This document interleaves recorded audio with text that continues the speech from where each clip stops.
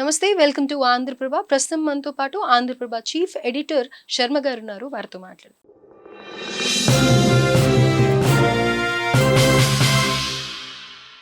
Hello sir, నమస్తే. నమస్తే అండి. సార్, ఓవరాల్గా మనం ఈ వార్ చూస్తున్నట్టయితే పాక్ ఎన్నో ప్రయత్నాలు చేస్తుంది డైవర్ట్ చేయడానికి, ఫేక్ న్యూస్ స్ప్రెడ్ చేయడానికి అన్నీ కూడా. అయితే ఈ వార్ గురించి ప్రత్యేకంగా తీసుకున్నట్టయితే కనుక మేము గెలిచాము భారత్ పైన, భారత్ మమ్మల్ని అనవసరంగా టార్గెట్ చేస్తోంది, లేకపోతే మా సివిలియన్స్ని కూడా అటాక్ చేసింది అని చెప్పి ఇలా ఎన్నో ఫొటోస్ కానీ పాతవి తీసుకొని వచ్చి స్ప్రెడ్ చేయడం ఇలాంటివి చేసింది. అండ్ ఇప్పుడు ఏం చెప్తున్నారంటే మేమే గెలిచాము యుద్ధంలో అని అనేసి పాక్ చెప్తోంది. యుద్ధంలో మేము గెలిచాము అని ఇండియా ఆర్మీ వాళ్ళు చెప్తూ ఉన్నారు. అసలు నిజంగా యుద్ధంలో ఎవరు గెలిచారు? యాక్చువల్లీ ఈ యుద్ధము గెలుపోటములు నిర్దేశించే యుద్ధం అని మనం అనుకోనక్కర్లేదు. ఎందుకంటే ఇప్పుడు పెహల్గామ్ మీద పాక్ టెర్రరిస్టులు దాడి చేసిన తర్వాత కేవలం ఆ టెర్రరిస్టు మూకలని వధించాలన్నదే భారత ప్రభుత్వం ఏకైక లక్ష్యం. ఏదో పాకిస్తాన్ మీద యుద్ధం చేద్దాము, పాకిస్తాన్ ప్రభుత్వాన్ని కూరగొట్టాలి, పాకిస్తాన్ని ఓడించాలి అనేది మన వాళ్ళ ఉద్దేశం కాదు. ప్రధాని మోడీ గారు రాత్రి రేడియో సందేశం, టీవీ సందేశంలో కూడా అదే చెప్పారు. మేము పాకిస్తాన్ మీద యుద్ధానికి పోలేదు, మా టార్గెట్ అంతా టెర్రరిస్టులు.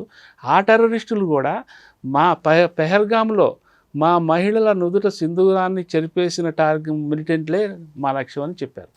అయితే ఆ టెర్రరిస్టులు 4, 5, 6 NIA నేషనల్ ఇంటెలిజెన్స్ ఏజెన్సీ అనేది దర్యాప్తు చేస్తున్నది, ఒకళ్ళిద్దరిని పట్టుకున్నది, ఇంకా మిగతా వాళ్ళ కోసం అది వెతుకుతున్నది. అదొక పద్ధతి. అయితే ఆ టెర్రరిస్టులు అందరూ కూడా వాళ్ళకి ప్రాథమిక సాక్ష్యాలు మనకేం దొరికినాయంటే వాళ్ళందరూ పాకిస్తాన్లో ప్రభుత్వ ప్రోత్సాహంతో నడుస్తున్న టెర్రరిస్టు శిబిరాల్లోకి చెందిన వాళ్ళు అని చెప్పి ఒక రూఢి అయింది. సో అప్పుడు భారతదేశ లక్ష్యము ఆ ముష్కరుల్ని మట్టుబెట్టడం అయితే ఆ ముష్కరులు ఎక్కడున్నారో వెతకాల్సిన అవసరం అక్కడ ఉంది కదా.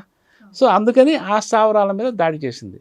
ఆ స్థావరాల మీద దాడి చేస్తే ఆ లష్కరే తోయిబా, ఈ ముష్కరులు లష్కరే తోయిబా సిస్టర్ కన్సర్న్ సంస్థకు చెందిన వాళ్ళు. సో జైషే మహమ్మద్ గతంలో భారతదేశం మీద జమ్మూ కాశ్మీర్ దాడులు చేసింది. మరి జైషే మహమ్మద్ అనే టెర్రరిస్ట్ ముఠ మొత్తం మీద ఒక 4-5 గ్రూపులు ఉన్నాయి. సో ఆ గ్రూపులు అక్కడ స్థావరాలు ఏర్పాటు చేసుకొని అక్కడ పాకిస్తాన్ ప్రభుత్వం అండతో ట్రైనింగ్ కొత్త వాళ్ళని చేర్చుకుంటూ ట్రైనింగ్ ఇచ్చుకుంటూ మన దేశం మీద పురిగొల్పడానికి అక్కడ వ్యవహారాలు నడుస్తున్నది. సో వాటిని మట్టుబెట్టడం అనేది మన దేశ లక్ష్యం. అదే చేసింది. సో ఇందులో పాకిస్తాన్ ప్రభుత్వం మీద దాడి లేకపోతే ఇంకేదో కాదు, పాకిస్తాన్ దేశం మీద దాడి కాదు, పాకిస్తాన్లో తలదాచుకుంటున్న మన దేశం మీద యాక్టివిటీస్ చేస్తున్న టెర్రరిస్ట్ ముఠాల మీద దాడి. సో అది నిర్విఘ్నంగా చేసింది. అది ప్రపంచం మొత్తం కన్విన్స్ అయింది.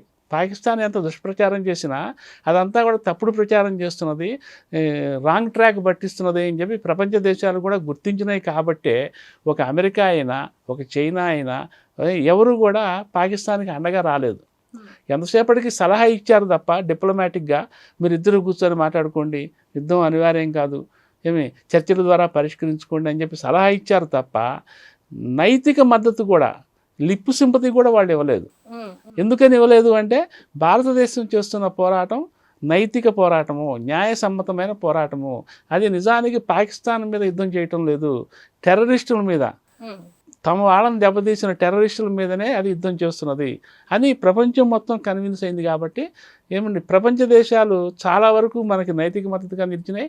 ముఖ్యంగా ప్రపంచంలో ఇప్పుడు పెత్తనం చేస్తున్న ఒక అమెరికా, ఒక చైనా కూడా ఏమాత్రం, లేకపోతే అమెరికా చైనా కనుక తలదూర్చితే ఇది ఇంకా తీవ్రమయ్యేది, ఇంకో రకంగా ఉండేది ఈ యుద్ధ వ్యవహారం.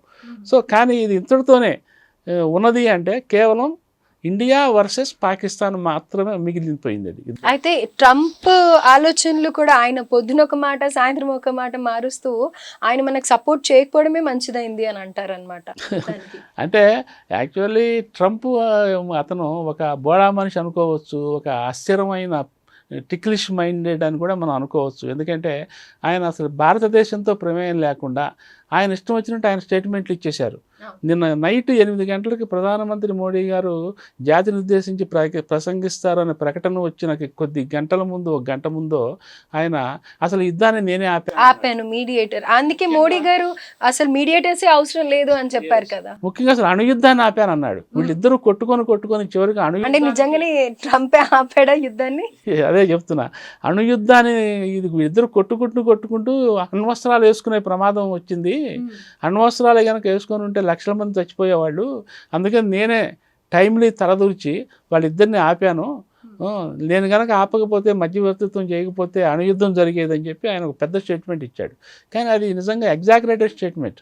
ఇప్పుడు అందులో ట్రంప్ తలదూర్చాడా లేదా అనేది పక్కన పెడితే, తల దూర్చకపోయినా అణుయుద్ధానికి అవకాశం లేదు. ఎందుకంటే పాకిస్తాన్కి అంత గ్రౌండ్ లేదు. అణుయుద్ధం చేయాల్సినంత రీజన్ కానీ, అణుయుద్ధం చేసేంత గ్రౌండ్ కానీ లేదు.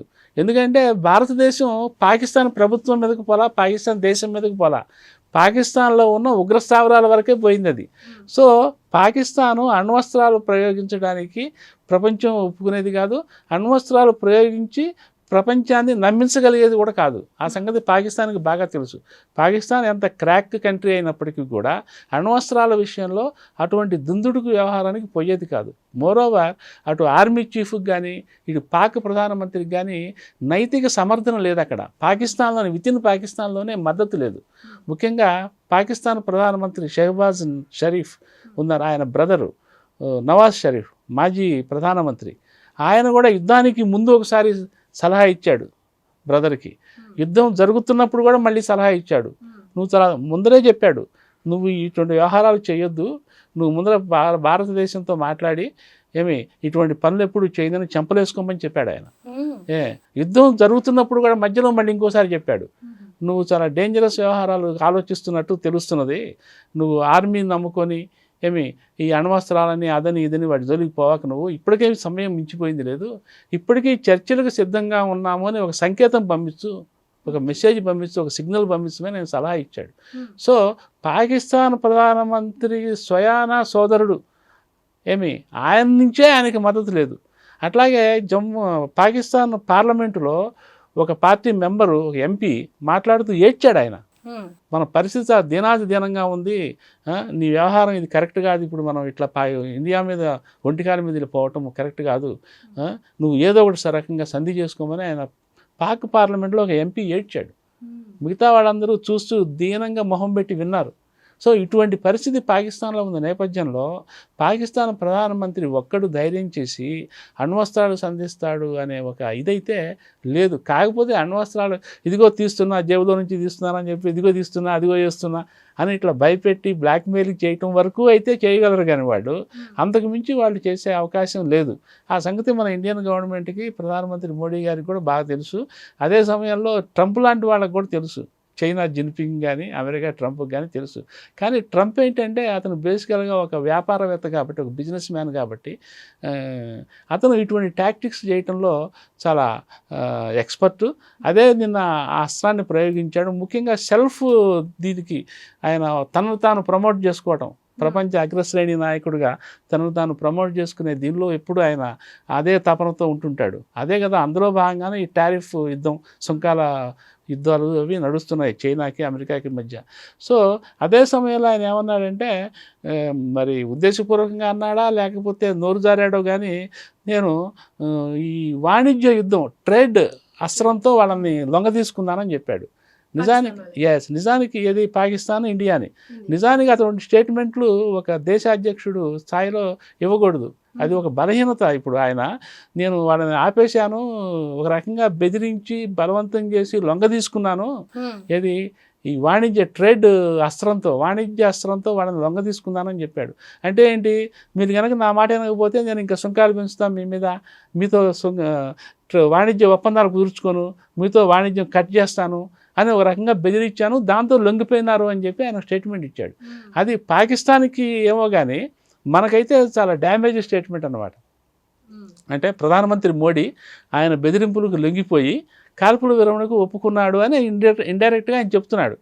కానీ మరి మోడీ గారు రాత్రి అదే చెప్పాడు, ఈ వాణిజ్యము వ్యవహారాలతో సంబంధమే లేదు, వాణిజ్యము యుద్ధం కూడా ఒక వరలో ఇమడవు, ఈ వాణిజ్యాలకి బెదిరిపోయి వాణిజ్య ఒప్పందాలు చేసుకోనని చెప్పి ఇటువంటి బ్లాక్ మెయిలింగ్స్ బెదిరిపోయి భారతదేశం లొంగిపోవటాలు ఉండదు.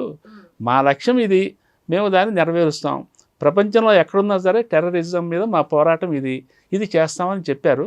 అందులో భాగంగానే ఆయన ఈ రోజు నుంచి కూడా యుద్ధం అయితే అక్కడ యుద్ధక్షేత్రంలో ఆగిపోయి ఉండొచ్చు, కానీ ఆయన వేరియస్ కంట్రీస్ డిప్లొమాట్స్ని, రాయబారుల్ని పిలిపించి మన దేశ రాయబారుల చేత వాళ్ళకి మాట్లాడే మీటింగ్లు పెట్టి, ఏమిటి ఇండియా ఎందుకు యుద్ధం చేసింది, ఆ యుద్ధ లక్ష్యాలు ఏమిటి, ఏమి సాధించింది, ఈ యుద్ధం ద్వారా ఏమి సాధించిందంటే ఏంటి, వీళ్ళ లక్ష్యము టెర్రరిస్టులను వధించడం. మరి ఆ టెర్రరిస్టులను ఏ స్థాయిలో వధించింది, ఎంతమందిని వధించింది, యుద్ధం ప్రయోజనం నెరవేరిందా, ఏ స్థాయిలో నెరవేరింది, ఇవన్నీ వాళ్ళని కన్విన్స్ చేసి వాళ్ళకి చెప్పడం ద్వారా వాళ్ళ నైతిక మద్దతు సంపాదించడానికి ఈ రోజు నుంచి ఆ డిప్లొమాటిక్ ప్రయత్నాలు అయితే మొదలైనవి. తద్వారా ఏంటంటే ప్రపంచ స్థాయిలో భారతదేశం టెర్రరిజం మీద చేస్తున్న పోరాటానికి ప్రపంచ స్థాయిలో మద్దతు కూడగట్టడం. ఆ మద్దతు కూడగట్టడం ద్వారా ఏంటంటే టెర్రరిస్టులకి ప్రత్యక్షంగానో పరోక్షంగానో సాయపడుతున్న పాకిస్తాన్ లాంటి దేశాలు ఒంటరిని చేయటం, వాటిని ఒంటరి చేయటానికి ప్రపంచం ఏ మూల నుంచి కూడా వాళ్ళకి ఎటువంటి ఆర్థిక, సామాజిక, రాజకీయ, నైతిక మద్దతులు దొరకకుండా చేయటం అనేది వీటి ఉద్దేశం. సో మోడీ ప్రస్తుతానికి ఆయుధాలతో యుద్ధం ఆపేయచ్చు, కానీ దౌత్యపరంగా యుద్ధం అయితే కంటిన్యూ చేస్తున్నారు. Right sir. సో ఓవరాల్గా చూసుకున్నట్టయితే పాకిస్తాన్ ఊరికే మాటలు చెప్పడం తప్ప విజయం అనేది వాళ్ళకి ఏం రాలేదు అని చెప్తారనమాట. ఎస్, నిన్నైతే అసలు దారుణంగా పతనమైంది. భారతదేశం తన దగ్గర ఉన్న ఆధునిక అస్త్రాలతో పాకిస్తాన్ సైనిక పాఠవాన్ని తుత్తునీయలు చేసిందని మనం ఘంటావాదంగా చెప్పుకోవచ్చు. Right sir, thank you sir. Okay, thank you.